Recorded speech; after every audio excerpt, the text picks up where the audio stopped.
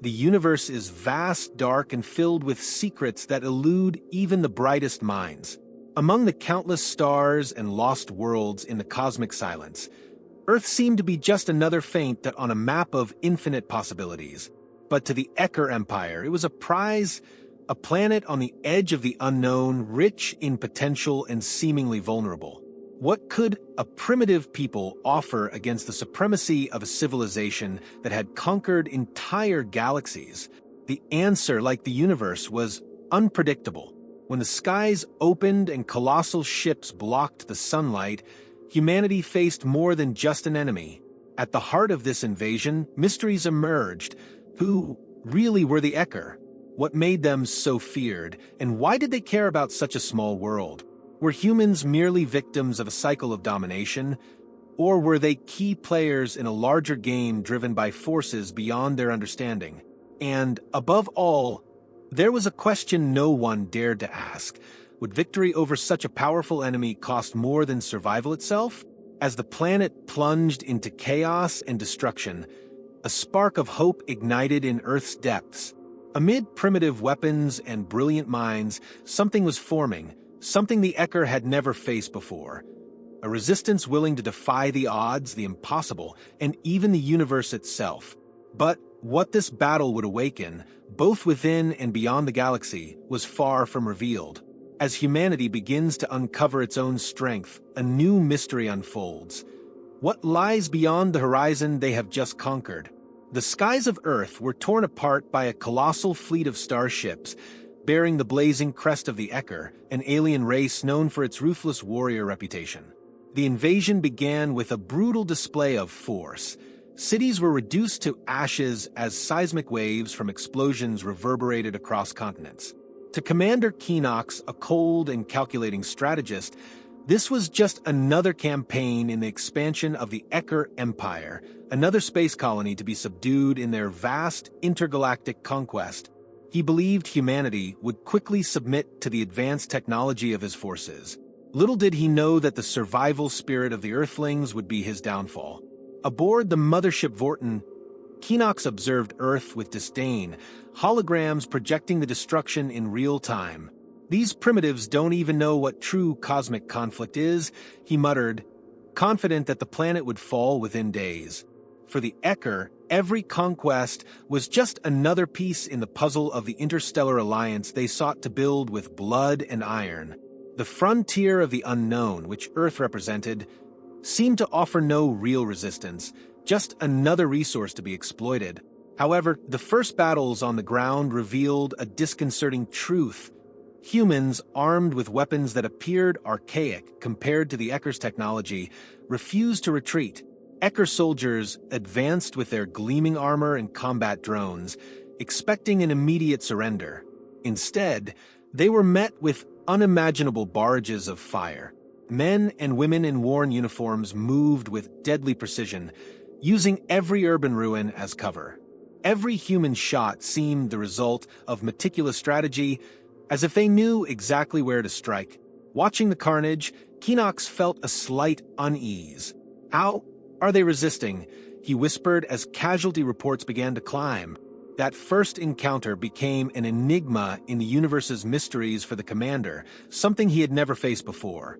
Deep within underground bunkers, human leaders coordinated their forces with the help of an autonomous artificial intelligence called Aegis.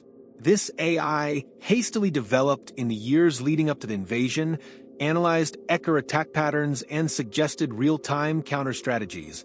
In a cramped room illuminated by flickering screens, General Marcos studied holographic maps as Aegis's words echoed.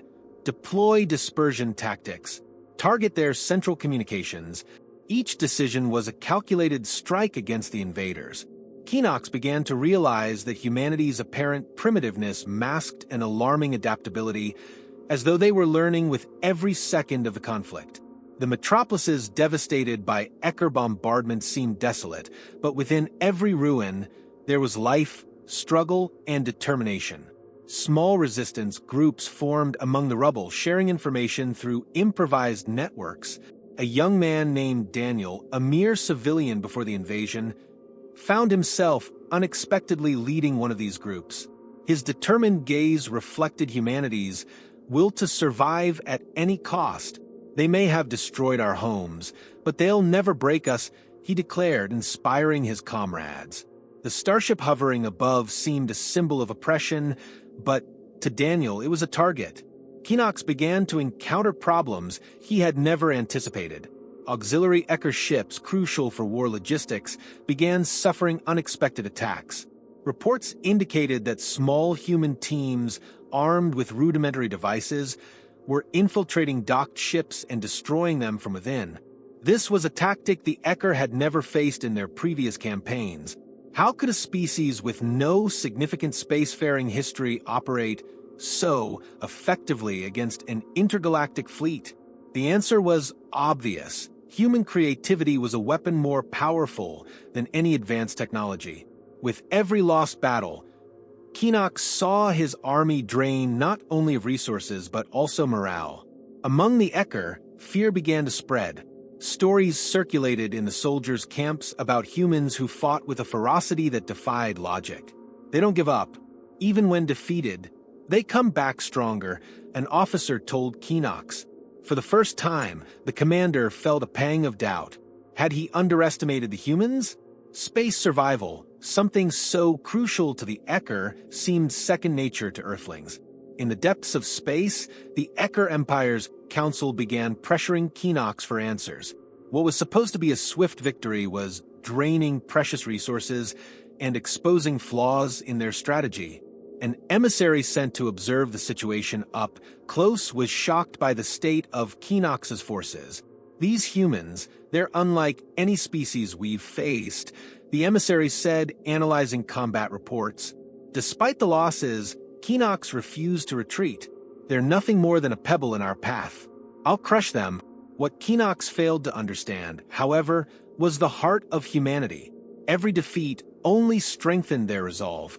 In a world ablaze, the unexpected unity among nations and individuals was transforming humanity into something the Ecker could never predict, an unstoppable force. In secret, human scientists worked to reverse-engineer captured Ecker technologies, while engineers built weapons to rival the invaders. The frontier of the unknown, once so distant, now seemed within reach. At the end of this first clash, an event would change the course of the conflict.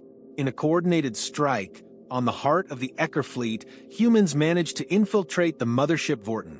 With skill and audacity, Daniel led a small team to the ship's command center. As Keenox watched in disbelief, monitors flashed red. "How is this possible?" he shouted, witnessing humanity turn the impossible into reality. But this was just the beginning. One battle was won, but the war was far from over. As the Ecker invaders regrouped after the initial surprises, humanity began shaping its resistance into something more coordinated. In the remains of an underground military base in the Appalachians, global leaders met secretly, pooling resources, brilliant minds, and diverse cultural experiences. This improvised command center, nicknamed the Freedom Bastion, became the heart of the human resistance. Here, engineers, strategists, and scientists dedicated their lives to a single goal: transforming chaos into a unified force capable of challenging the advanced technology and might of the invaders. Each meeting was a mix of despair and hope, with the fate of Earth hanging by a thread. At the center of the Bastion's operations was Aegis, the autonomous artificial intelligence that had rapidly evolved since the war began. Fueled by data captured from the invaders and continuous battle learning, Aegis became an indispensable advisor to the resistance. To defeat a superior enemy, we must be unpredictable, its metallic voice declared as holographic diagrams illuminated the command room walls. Its ability to analyze Ecker behavior and identify weaknesses turned the seemingly impossible into a strategic fight. However, even with its help, victory depended on something only humans could provide: courage and improvisation in extreme situations. Daniel, now a central figure in the movement, became the bridge between the leaders and the street fighters. His incursions into war zones fed the resistance with critical information about Ecker operations. "We need to fight as one mind," but with 1,000 hands, he said, organizing small groups for coordinated attacks. Meanwhile, scientists like Dr. Elena Moreau, a biotechnology specialist, worked tirelessly to develop sabotage devices based on Ecker biology. If we understand how they think, we can destroy them from within, Elena stated, holding a prototype that would later prove crucial to the Resistance.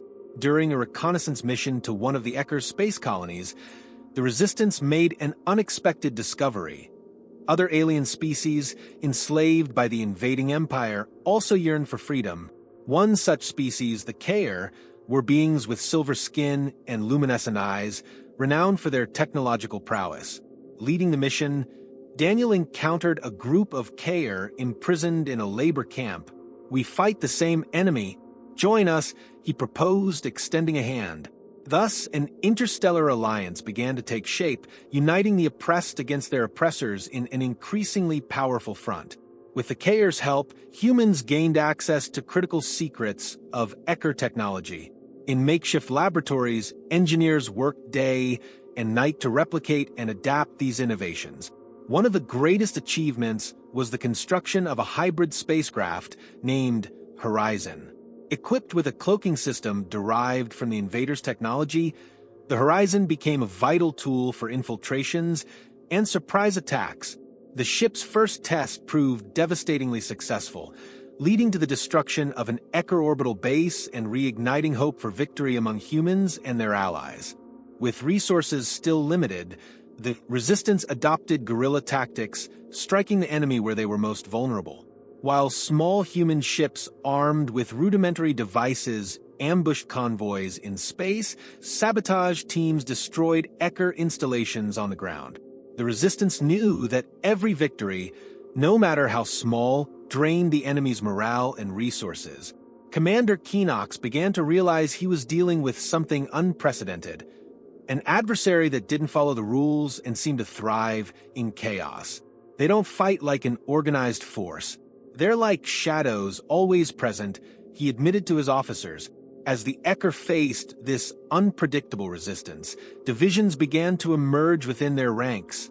Some soldiers, weary of the war, started questioning the morality of the campaign.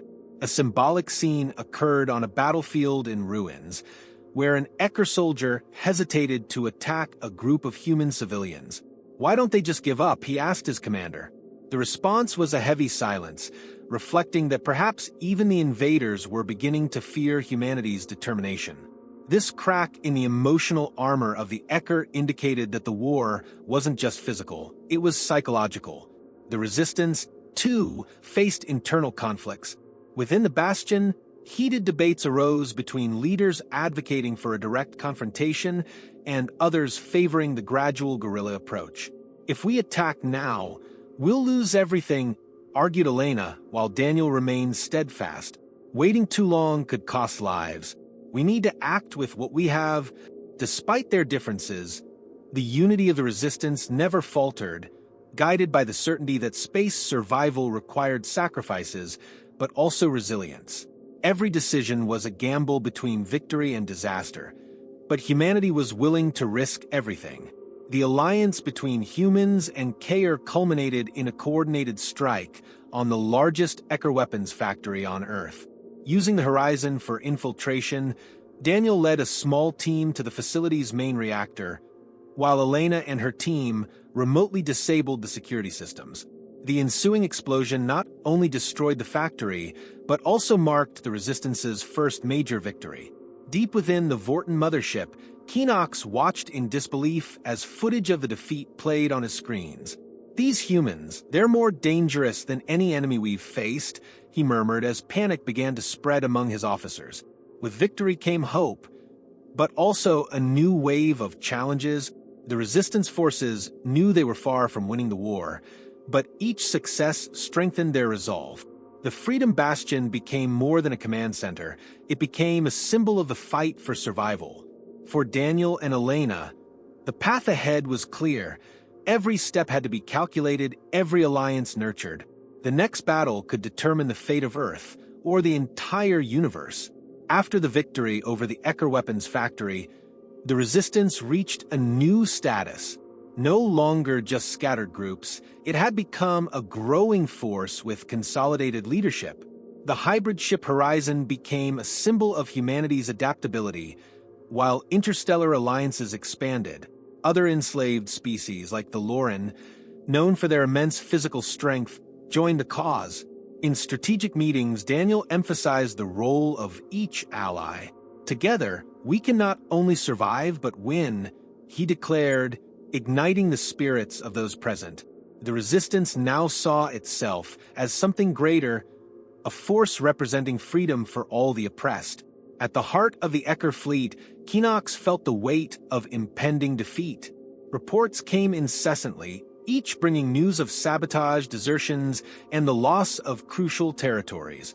He knew the Imperial Council was watching closely, eager for a reason to remove him.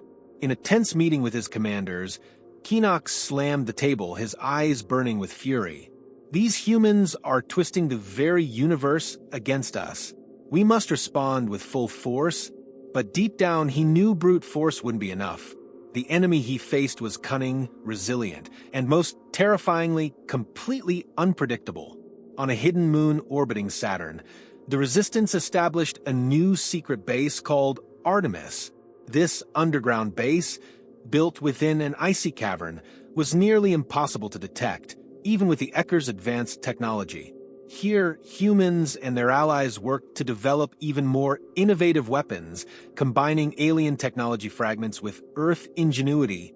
Dr. Elena led a team working on a prototype electromagnetic disruption device capable of disabling entire ships. With this, we can clip the Ecker's wings, she told Daniel, her voice filled with determination. With Artemis fully operational, the Resistance planned its most ambitious operation yet, the destruction of one of the Ecker's most feared battlecruisers, the Oblivion. Dubbed Operation Eclipse, the mission involved a small infiltration team led by Daniel, while the Horizon provided remote support. The tension in the Resistance's command room was palpable. Every detail had been calculated, but as Daniel often said, the universe always finds a way to flip the game. When the team finally boarded the Oblivion, things didn't go as planned. An ambush forced them to improvise, and only their creativity and courage saved the mission. During Operation Eclipse, the KR demonstrated their unwavering loyalty to the Alliance. One of their leaders, Darrell, sacrificed himself to ensure the mission's success. He manually activated the sabotage device while the group escaped through a burning corridor. "For our freedom and yours," were his final words before disappearing in the explosion that destroyed the Oblivion. Darrell's death further united the species of the Alliance. In the halls of Artemis, a memorial was erected in his honor, reminding everyone that freedom came at a steep but non-negotiable price. The destruction of the Oblivion dealt a severe blow to the Ecker forces. The fleet that once dominated space was now in disarray, forcing Keenox to regroup and adopt a more defensive stance. For the first time, the Empire tasted failure on a galactic scale. Meanwhile, the Resistance used every victory to attract more allies. A clandestine movement even began to emerge within the Ecker Empire itself, with dissidents questioning the war's purpose. "The humans taught us something we've never learned. To fight for life, not just for power," said an Ecker defector who joined the Resistance. As more alien allies joined the Resistance, the secrets of the Ecker began to unravel. Dr. Elena received information from prisoners about warp propulsion technology, which could allow the Resistance not only to counterattack, but to take the war to the Empire's very heart. Working tirelessly, she led the construction of a new type of combat ship. Dubbed Nova, this vessel was smaller, faster, and equipped with pulse weapons capable of penetrating Ecker defenses. When the Nova was tested for the first time, its capabilities left everyone in the Bastion speechless. "Now we have something they can't predict," Elena said with a satisfied smile. Within the Ecker Empire, the signs of collapse became increasingly evident. Rebellions broke out in previously submissive space colonies, inspired by the human resistance. In a desperate attempt to turn the tide, Keenox ordered an all-out offensive against Earth, believing that destroying the Resistance's central planet would be enough to crush their morale. Little did he know that this attack would be exactly what the humans needed to turn the war in their favor. "Let them come," Daniel said, studying intelligence reports. "Earth won't fall without a fight that will echo across the universe." As the Ecker fleet approached Earth, the Resistance finalized preparations for a massive counterattack. The Artemis base was evacuated to ensure its secrets remained safe, while the Horizon and the newly constructed Nova led an improvised fleet. The Resistance knew this battle would be decisive. In the Bastion, Daniel and Elena exchanged a look filled with emotion. "It's now or never," she said. "We're ready," he replied firmly. Earth once again became the central stage of a cosmic conflict that would define the future of the universe. The skies over Earth darkened once more, just as they had on the day of the first invasion. This time, however, humanity was no longer a scattered, disorganized force. The Resistance was prepared to face the Ecker with everything they had learned, achieved, and built. Daniel, aboard the Horizon, watched as the first Ecker ships entered the atmosphere. "This is our chance," he thought, as the Resistance forces prepared to launch their boldest attack yet. The fate of Earth, and possibly the entire galaxy, hung in the balance. The skies over Earth became a spectacle of both terror and beauty as the colossal Ecker ships loomed like massive shadows. Keenox, personally leading the offensive, deployed his forces to crush the heart of the Resistance once and for all. Yet, instead of finding chaos, he was met with an organized and strategic fleet. The Horizon and the newly developed Nova led the attack, delivering precise blows to the enemy formation. Each strike from the Resistance ships was a reminder that Earth was not just another conquered planet, it was the final line of defense for galactic freedom. As Keenox focused his attention on the space battle, he failed to realize he was walking into a trap. With intelligence gathered by the Kair and other allies, the Resistance had predicted the exact course of his fleet. Hidden in the Australian deserts, in underground caves in the Himalayas, and within the dense forests of South America, advanced weaponry lay in wait. When the Ecker's main fleet entered the atmosphere, it was struck by high-precision missiles concealed by camouflage technology. The surprise attack devastated the invaders' front line, forcing Keenox to redirect his efforts exactly as the Resistance had planned. While the battle raged in space and on the ground, Daniel led the charge on the terrestrial front. Drawing on his guerrilla warfare experience, he organized quick-strike teams that disrupted Ecker supply lines and disoriented their troops. In a critical moment, he spearheaded a daring raid on one of the enemy's capital ships stationed on the ground, successfully overloading its defense systems. "If they think they can beat us in our own home, they're sorely mistaken," he declared as his team emerged victorious, further weakening the invaders' morale. As the battle continued, Keenox realized his fleet was being systematically dismantled.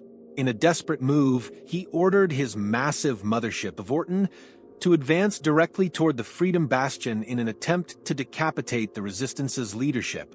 The move seemed like a final gambit, but once again, Keenox underestimated human resolve. Elena, working frantically at the Horizon's weapons controls, activated the electromagnetic disruption device developed in Artemis. The Vorton froze midair, becoming an easy target for Earth's ground-based missiles, which obliterated it entirely. The explosion lit up the sky, symbolizing the collapse of the Ecker command. With the destruction of the Vorton, the remaining Ecker ships descended into panic. Their once flawless coordination vanished, and many vessels collided with each other in desperate attempts to flee. The Resistance showed no mercy. The Horizon and Nova led the pursuit, while ground forces ensured no Ecker soldiers left the planet unscathed. Within hours, what was once an invincible fleet was reduced to wreckage. For the first time, Keenox and his empire faced not just resistance, but total defeat. The Resistance's allies, especially the Kair and Lauren, played crucial roles in the final confrontation. In one of the most emotional moments of the battle, a group of Kair led a suicidal charge against the Ecker fleet's last line of defense, allowing human forces to gain critical ground. "You've taught us what it means to fight for freedom," said a Kair leader before heading into battle. This union of species symbolized a victory not just for humanity, but for all who had joined forces against oppression. With a defeat on Earth, the Ecker Empire began to crumble across the galaxy. Formerly enslaved colonies rose up, inspired by humanity's triumph. Rebellions erupted everywhere, and even the Ecker's most fortified strongholds fell to the wave of revolt. Without its fleet and central leadership, the once indestructible empire began to fragment. Upon hearing news of the galactic uprisings, Daniel declared, "We haven't just won a war. We've changed the destiny of the universe." Following the Empire's collapse, the Resistance organized a galactic tribunal to judge the Ecker's crimes. Representatives from all liberated species participated, ensuring that justice was thorough and impartial. Keenox, captured before the Vorton's destruction, stood trial for his actions. During the proceedings, he remained impassive, but his final words were chilling. "You may have won this war, but the universe is vast. You will never truly be safe." His words left an air of mystery in the tribunal, reminder that the unknown frontier still held many dangers. After the fall of the Ecker, the arduous process of rebuilding began. Earth, ravaged by the conflict, started a new chapter as the center of an interstellar alliance dedicated to peace and progress. New space colonies were established on planets once controlled by the Ecker, now inhabited by mixed communities of various species. The Horizon, which had played a pivotal role in the war, was transformed into a symbol of unity, traveling the universe as an ambassador of the Alliance. Elena and Daniel, despite their exhaustion, continued to lead reconstruction efforts, determined to ensure the sacrifices made during the war would not be in vain. With the conflict over, humanity and its allies began exploring the mysteries of the universe with renewed vigor. Technologies discovered in the ruins of the Ecker Empire opened up unimaginable possibilities, but also raised unsettling questions. Who were the Ecker before they became conquerors? Was there an even greater, more dangerous force beyond the known frontier? For Daniel, the answer was clear. No matter what we face, we've already proven that we can survive, adapt, and triumph.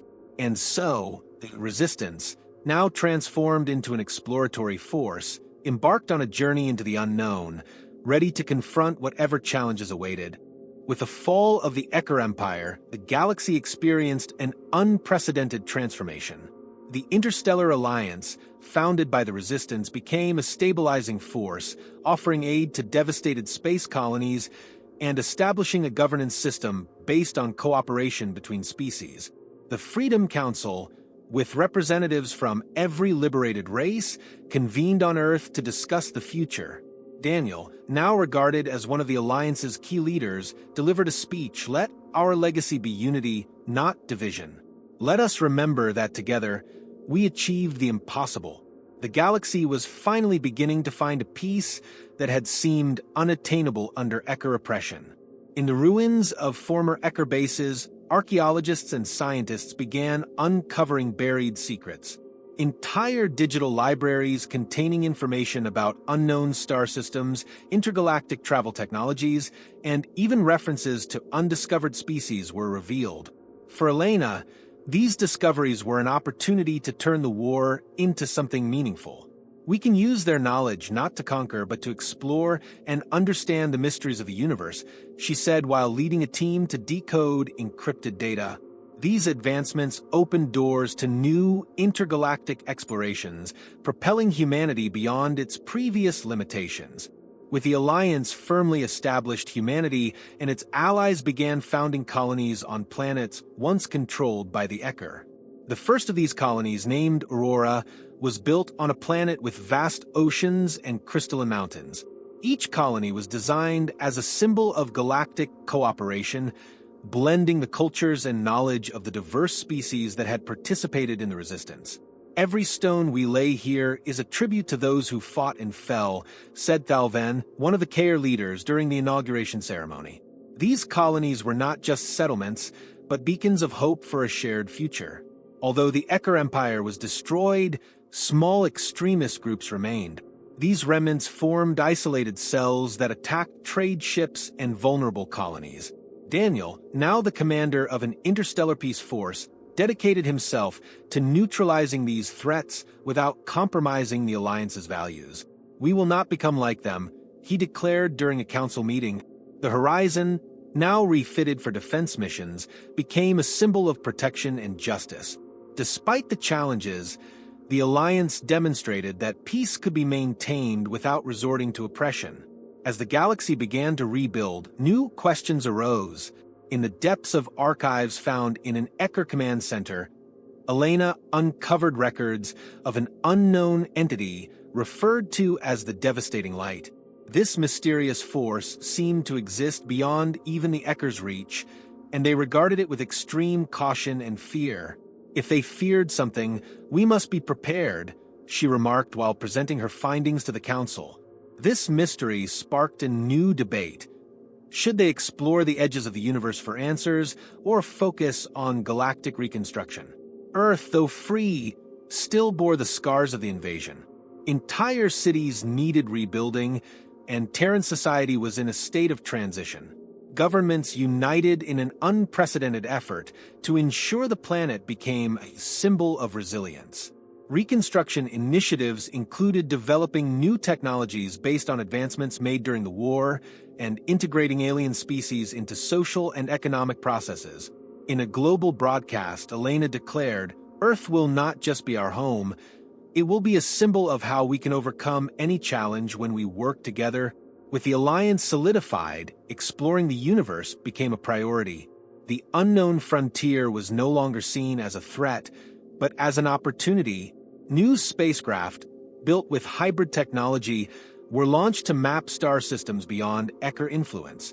Among these missions was the Nova Dawn, commanded by a young human captain who had grown up during the war. "What we find out there may challenge us, but it will also inspire us," he said as the ship embarked on its maiden voyage.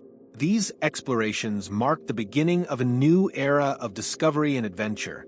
Over time, the Interstellar Alliance evolved into more than just a military union. Cultural treaties, technological exchanges, and even interspecies relationships began to flourish. The old divisions between species were replaced by mutual curiosity and a desire for cooperation. Intergalactic festivals celebrating the traditions of every race became common. Watching one such celebration, Daniel felt a deep sense of satisfaction. "We fought to survive. Now, we fight to thrive," he said to Elena, reflecting on how much the galaxy had changed. The names of those who led the resistance became legends. Monuments were erected across colonies and planets to honor those who had fallen and those who had survived. Daniel and Elena, though regarded as icons, preferred to stay out of the spotlight, focusing on guiding the Alliance. In a moment of introspection, Daniel remarked, "We weren't heroes because we wanted to be. We were because we had no choice." His words resonated with those seeking to understand the meaning of resistance and rebuilding. As the galaxy found balance, a sense of anticipation filled the air. The universe still held mysteries and challenges, but it also promised limitless opportunities. Aboard the Horizon, Daniel and Elena gazed at the stars shining in the vast cosmos. "This is just the beginning," Elena said with a smile. Daniel nodded, knowing that humanity's and its allies' journey was far from over. The Resistance's legacy was not just survival, but the creation of a future where all species could prosper together, exploring the infinite unknown.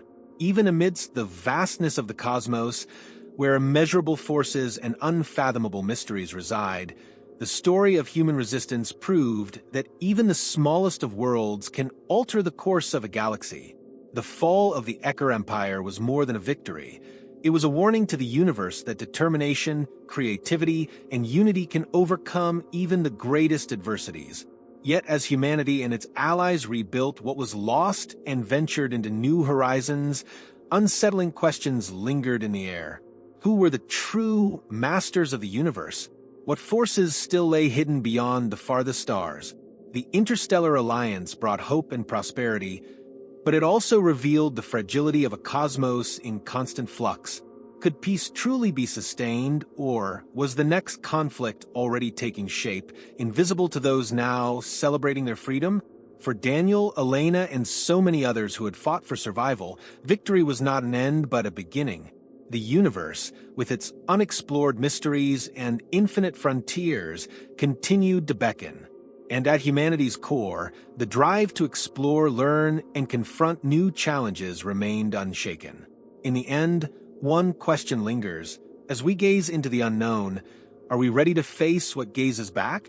The stars still hold their secrets, and the destiny of a newly formed alliance will be determined not just by what they have achieved, but by how they confront what lies ahead. What awaits beyond the next leap? Only the future, shrouded in the silence of space, holds the answer.